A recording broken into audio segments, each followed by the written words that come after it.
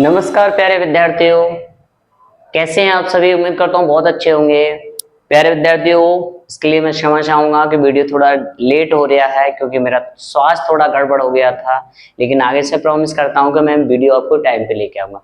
चलिए तो आज डिस्कस करेंगे हम एक्सरसाइज 4.1 और हमारा चैप्टर नंबर 4 स्टार्ट हो चुका है प्यारे विद्यार्थियों, जिसमें हम सीखेंगे द्विघात समीकरण।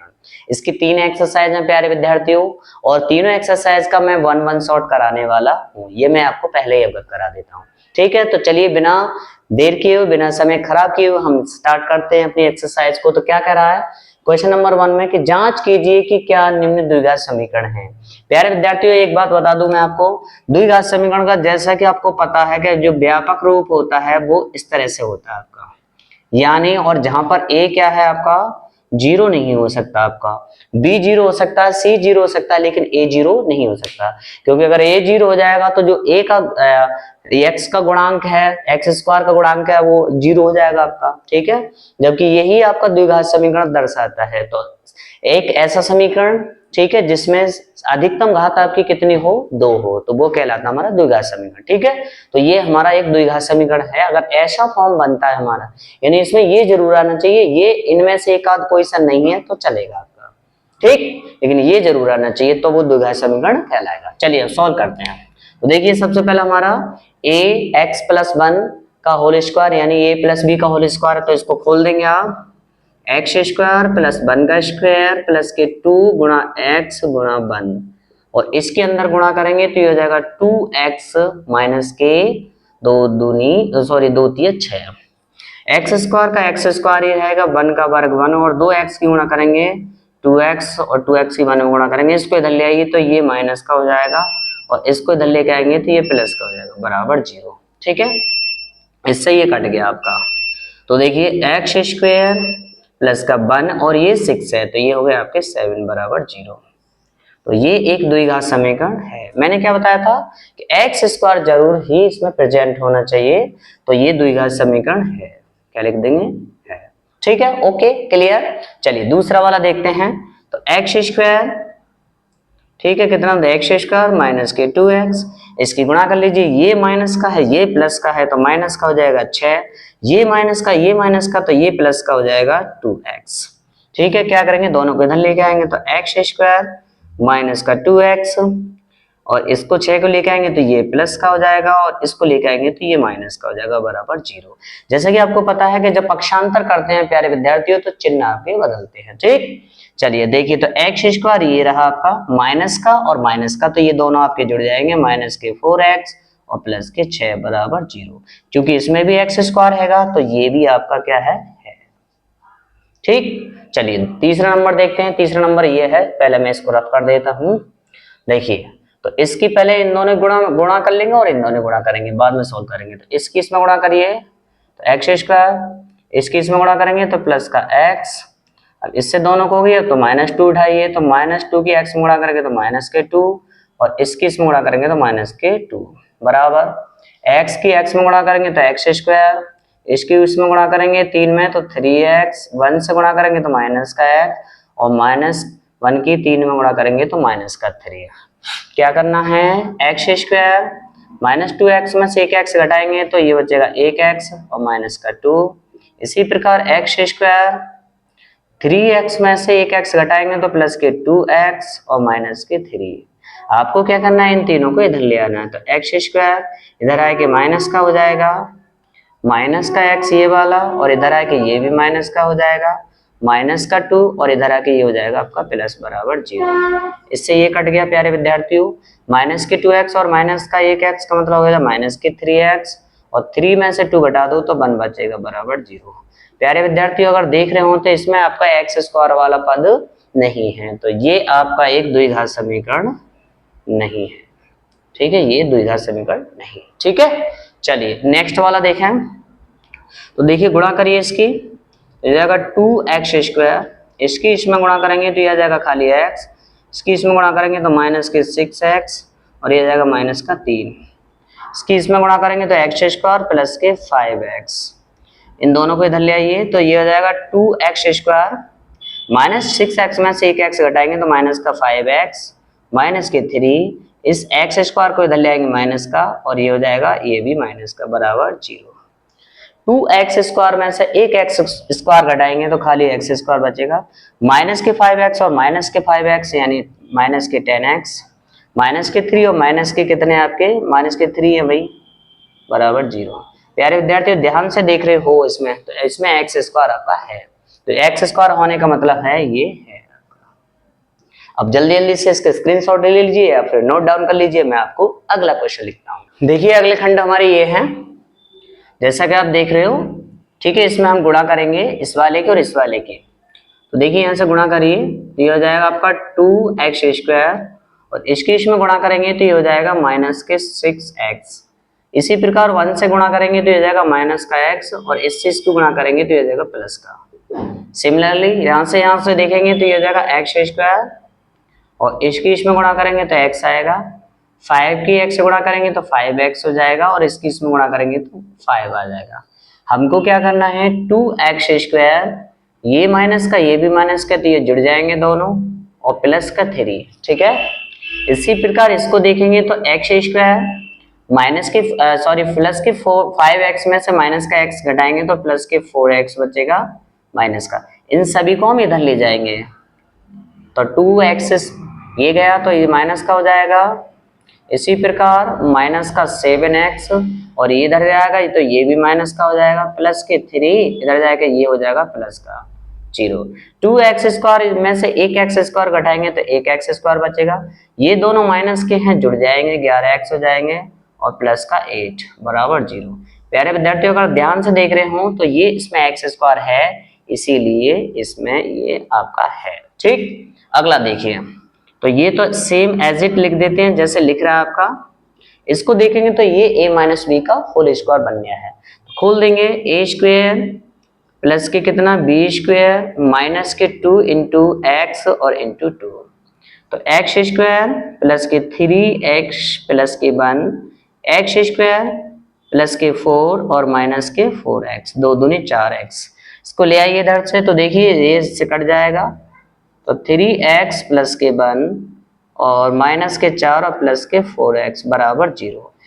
4x और 3x हमारे 7x हो गए, और यहाँ बचेगा 3, माइनस 4 में से 1 घटा दो तो ये बचेंगे 3।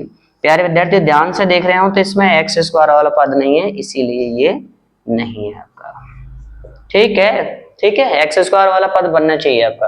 अगर ध्यान से देखेंगे तो ये हमारा सूत्र बन गया है किसका, a प्लस बी का होल क्यूब। अगर आपने पढ़ा होगा तो देख लेना है, ठीक है। तो इसको खोलेंगे तो क्या हो जाएगा, a क्यूब प्लस के बी क्यूब का मतलब 2 का क्यूब प्लस के कितना 3a स्क्वायर, 3a का मतलब है x का स्क्वायर, कितना आएगा x का स्क्वायर, और ये आपका 2 प्लस के कितना आता है फिर 3x, और b का मतलब होता है स्क्वायर, ठीक है।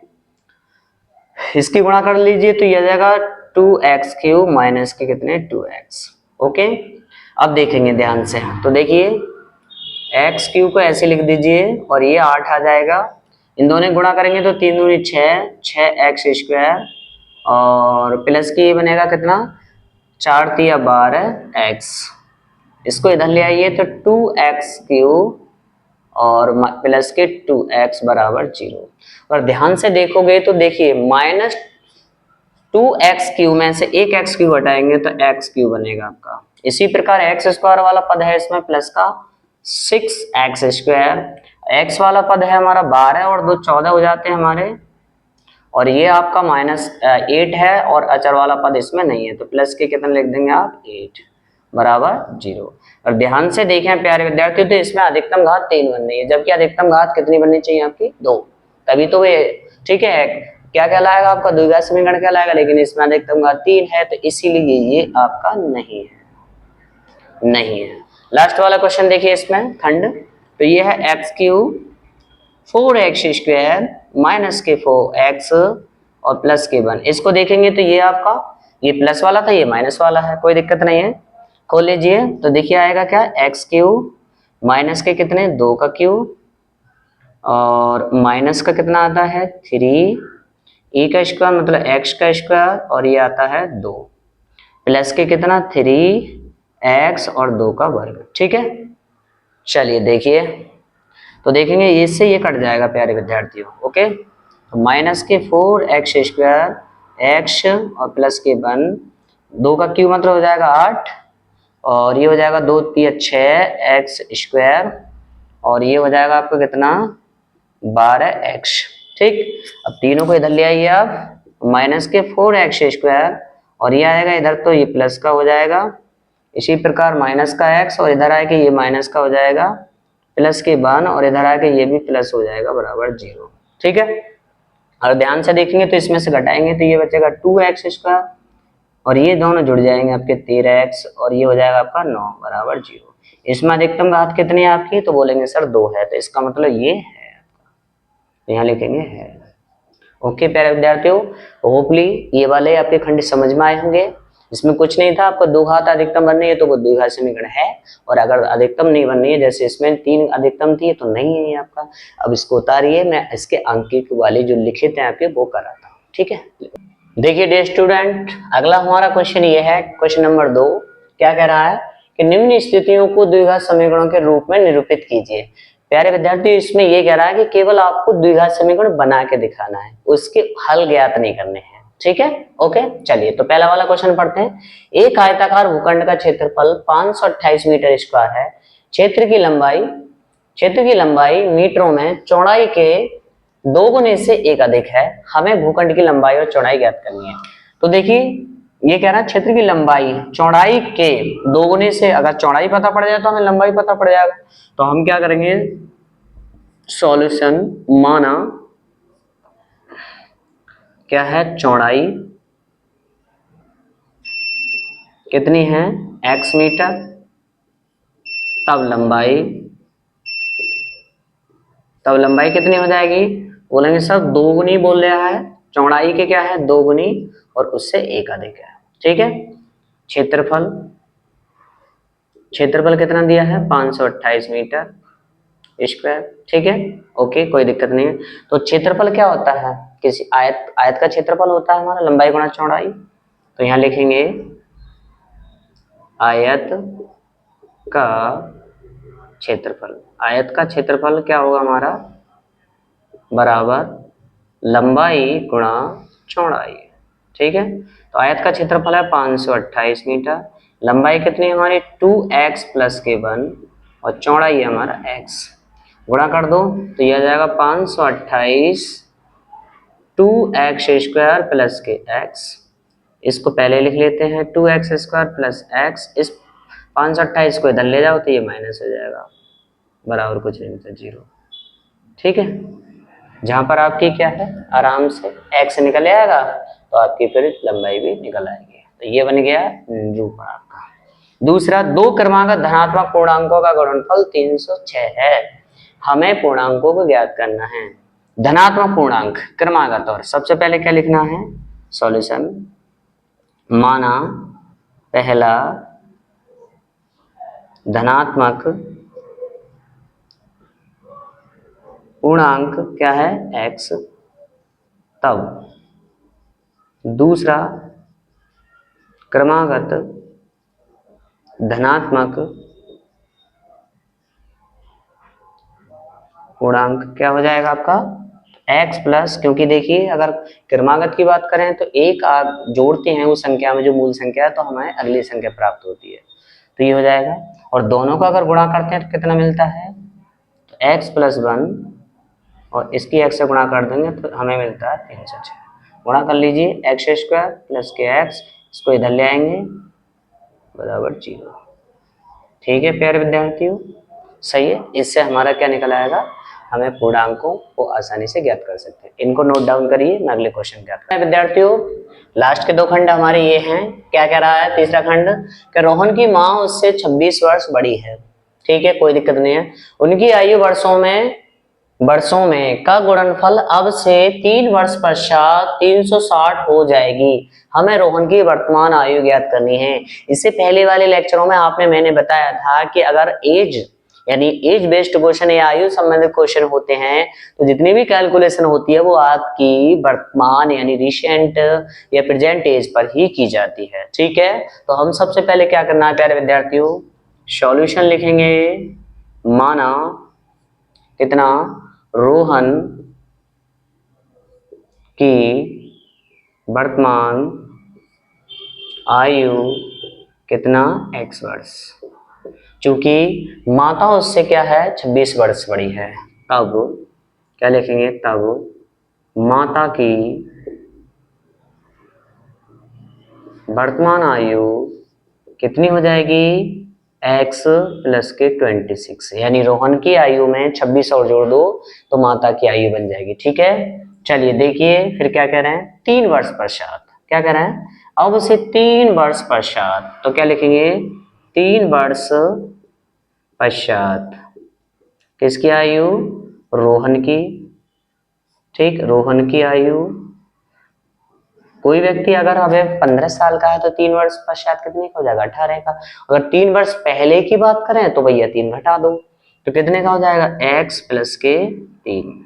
अब जब रोहन बढ़ेगा 3 साल तो उसकी माँ भी 3 साल बढ़ेगी, क्या लिखेंगे 3 वर्ष पश्चात माँ की आयु कितनी हो जाएगी x प्लस 26 और प्लस के 3।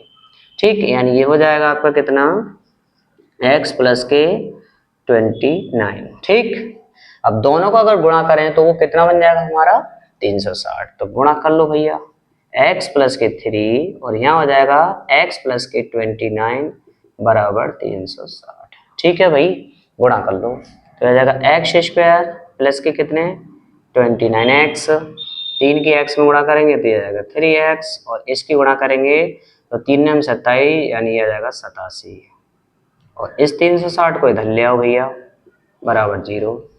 एक्स स्क्वायर को एक्स स्क्वायर ही लिख दो प्लस के कितने 3, 29 और 3 कितने हो गए 32 x और 360 में से ये घटा दो तो कितने बचेंगे 3 बचेंगे यहाँ पर और यहाँ बचेंगे कितने 15 का मतलब 7 और ये 273 बराबर 0। ठीक है प्यारे विद्यार्थियों, इतना इसमें साहब आप x का मान निकाल सकते हैं तो रोहन की आयु निकल आएगी आराम से। यही हमें क्या बनवा रहा था वो कह भी रहा है कि निरूपित कीजिए केवल।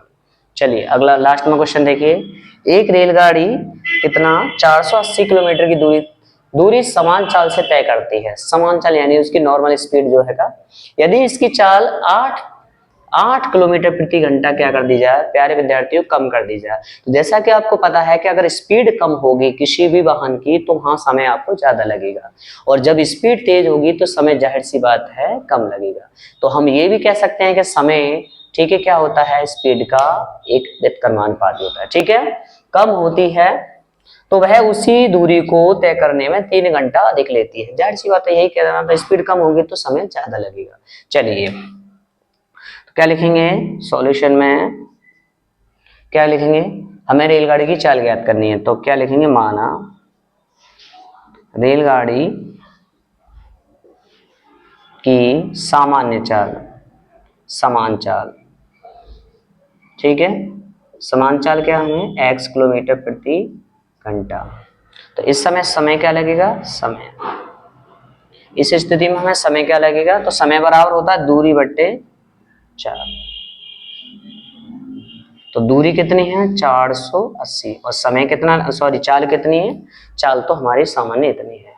अच्छा नई चाल कितनी हो जाएगी, नई चाल तो नई चाल क्या हो जाएगी प्यारे विद्यार्थी, ये कह रहा है कि यदि इसकी चाल इतनी कम कर दी जाए तो कम करने का मतलब है सामान्य चाल हमारी x है उसमें से 8 किलोमीटर घटा दो किलोमीटर प्रति घंटा, ये हमारी नई चाल हो जाएगी। अब समय क्या लगेगा हमें, समय दूरी हमारी वही रहेगी लेकिन इस बार चाल हमारी बदल जाएगी x माइनस के 8। ठीक है, अच्छा प्यारे विद्यार्थी ये बताइए ये वाला समय ज्यादा है ये वाला, क्योंकि इसमें क्या स्पीड कम है आपकी तो जाहिर सी बात है ये वाला समय देखिए कह भी रहा है कि इसी दूरी तय करने में 3 घंटे अधिक लेती है यानी समय अधिक लगता है, तो ये ज्यादा है ये समय, तो दोनों का डिफरेंस कितना है 3 है, तो ज्यादा वाले में से समय कम वाले को हटा दो तो यहाँ लिख देंगे प्रश्नानुसार। ठीक, तो यहाँ लिख देंगे कितना ये समय है और ये समय है और दोनों का डिफरेंस 3 है, तो यहाँ लिख देंगे 480 बट्टे x माइनस 8 माइनस का घटाना है, आपको डिफरेंस निकालना है 400 ये और x बराबर 3, क्योंकि इस समय ज्यादा वाले समय में से कम वाले समय को घटा दो तो 3 बचेगा आपका। ठीक, चलिए पहले यहाँ से 480 बाहर निकाल लीजिए, ये बचेगा 1 बट्टे कितना x माइनस 8 माइनस के 1 बट्टे x बराबर 3। ठीक, इसको बट्टे में डाल देंगे आप, तो ये आ जाएगा कितना, दोनों का एलसीएम ले लोगे तो 8 माइनस एक्स और ये आ जाएगा x, इसकी गुणा इसमें कर दीजिए तो x माइनस इसकी गुणा यहाँ करेंगे तो ये आ जाएगा x माइनस का 8 और ये चला जाएगा कितना 3 बट्टे में 480, 3 एकम 3, 3 एकम 3, 3 दूनी 6 और 3 अट्ठे 24 या 12 चौक 48 होते हैं। ठीक है, सॉरी 16 आएगा ये प्यारे विद्यार्थियों, 3 एकम 3, 3 छिंगे 18, 16 आएगा। ठीक है, तो ये आ गया आपका, देखिए खोलिए तो x इसकी गुणा अंदर खोल देंगे तो x माइनस का प्लस का 8 बट्टे में कितना इसके अंदर गुणा खोलेंगे तो x स्क्वायर माइनस के 8x, एक x से एक x कट गया बराबर कितना 1 बट्टे 1 से 60। अब आपको क्या करना है, क्रॉस मल्टीप्लाई करनी है इसकी, तो क्रॉस मल्टीप्लाई कर दीजिए, तो इससे 8 को करेंगे तो ये 0 आ जाएगा और 16 अट्ठे कितने होते हैं 1 से 28, 16 अट्ठे 1 से 28। ठीक है, इसकी गुणा इसमें होगी बराबर इनकी यहाँ पर हो ही रही है एक्स स्क्वायर माइनस के 8x, तो एक्स स्क्वायर माइनस के 8x इसको इधर ले जाओ तो ये माइनस का हो जाएगा बराबर 0। तो इतना आ जाएगा प्यारे विद्यार्थियों, इसी से हम स्पीड क्या कर सकते हैं इसकी निकाल सकते हैं सामान्य चाल। ठीक है, होपली उम्मीद करता हूँ कि ये एक्सरसाइज आपकी बहुत अच्छी तरह समझ में आई होगी।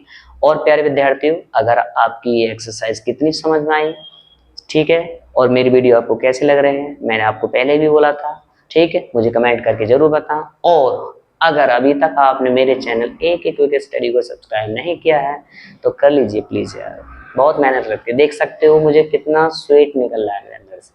ठीक है, मिलते हैं एक अगली वीडियो में, तब तक के लिए थैंक यू।